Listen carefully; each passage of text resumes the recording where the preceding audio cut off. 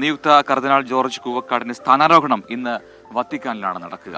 Saint Peter's ബസിലിക്കയിൽ മാർപ്പാപ്പയാണ് monsignor George കൂവക്കാടിനെ കർദിനാളായി ഉയർത്തുക. വൈദിക പദവിയിൽ നിന്ന് നേരിട്ടാണ് ജോർജ് കൂവക്കാട് കർദിനാൾ പദവിയിലേക്ക് എത്തുന്നത്. വിശദാംശങ്ങളുമായി ടോബി ജോൺസൺ ചേരുന്നു കോട്ടയത്ത് നിന്ന്. Toby, very very very good morning. മലയാളികൾക്കൊക്കെ ഒരു സന്തോഷ വാർത്തയാണ്, ഒരു മലയാളി വത്തിക്കാനിൽ അംഗീകരിക്കുന്നത്. ലോകമാകമാനം ഒരു അഭിമാന നിമിഷമാണ്. വിശദാംശങ്ങൾ. ക്രിസ്റ്റിന പ്രജിൻ, തീർച്ചയായിട്ടും ലോകത്താകമാനമുള്ള മലയാളികൾക്ക് ഒരു സന്തോഷ വാർത്ത എന്ന് വേണമെങ്കിൽ പറയാം. ഒപ്പം തന്നെ രാജ്യത്തെ ക്രൈസ്തവ സഭയ്ക്കും ഇതൊരു വലിയ നേട്ടമായി തന്നെയാണ് കണക്ക് കൂട്ടുന്നത്. 2 മാസം മുൻപാണ് നേരിട്ട് ഇത്തരത്തിൽ ഒരു വൈദികനെ കർദിനാളായി പ്രഖ്യാപിക്കുന്ന ഒരു പ്രഖ്യാപനം റോമിൽ നിന്നും വത്തിക്കാനിൽ നിന്നും വന്നത്. അന്നു മുതൽ തന്നെ വലിയ സന്തോഷത്തിലാണ് രാജ്യത്തെ ക്രൈസ്തവ സഭകൾ, പ്രത്യേകിച്ചും ചങ്ങനാശ്ശേരി രൂപതയും. അതുപോലെ തന്നെ എടുത്തു പറയേണ്ടതാണ് അദ്ദേഹത്തിന്റെ മാതൃ ഇടവകയായ മാമൂട് ലൂർദ് ഫൊറോന പള്ളിയും. എന്തായാലും ഈ ചടങ്ങുകൾ വത്തിക്കാനിൽ നടക്കുമ്പോൾ അതേസമയം തന്നെ ഇവിടെയും പ്രത്യേക പ്രാർത്ഥനകൾ നടത്താൻ തന്നെയാണ് തീരുമാനിച്ചിട്ടുള്ളത്.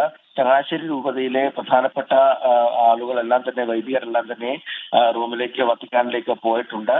എന്നിരുന്നാൽ പോലും ഇവിടെ പ്രത്യേക പ്രാർത്ഥനകൾ നടത്തുന്നുണ്ട്. ഇടവകയിലും പ്രത്യേക പ്രാർത്ഥനകൾ നടക്കും.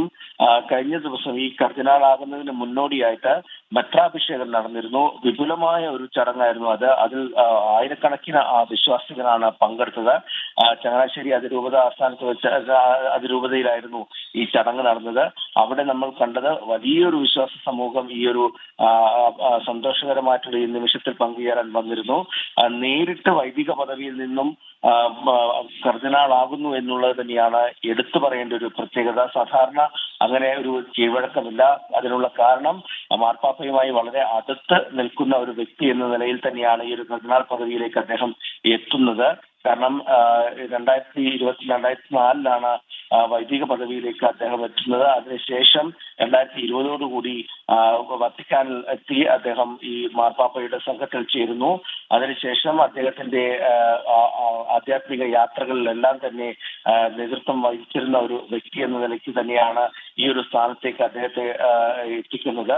അതുകൊണ്ട് തന്നെ നേരിട്ടുള്ളൊരു വൈദിക പദവിയിൽ നിന്നും കർദിനാളാകുന്നത് കൊണ്ട് തന്നെ അതിന് മുന്നോടിയായിട്ടുള്ള ചടങ്ങെന്ന നിലയിലാണ് മെത്രാഭിഷേകം അടക്കമുള്ള കാര്യങ്ങൾ നടന്നത്.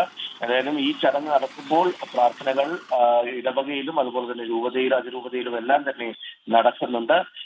വീട്ടിൽ നിന്നും അച്ഛനും അമ്മയും സഹോദരനും അടക്കമുള്ള കുടുംബാംഗങ്ങളും വത്തിക്കാനിലേക്ക് പോയിട്ടുണ്ട്. ഇന്ത്യൻ പ്രതിനിധി സംഘം അവിടെയുണ്ട്.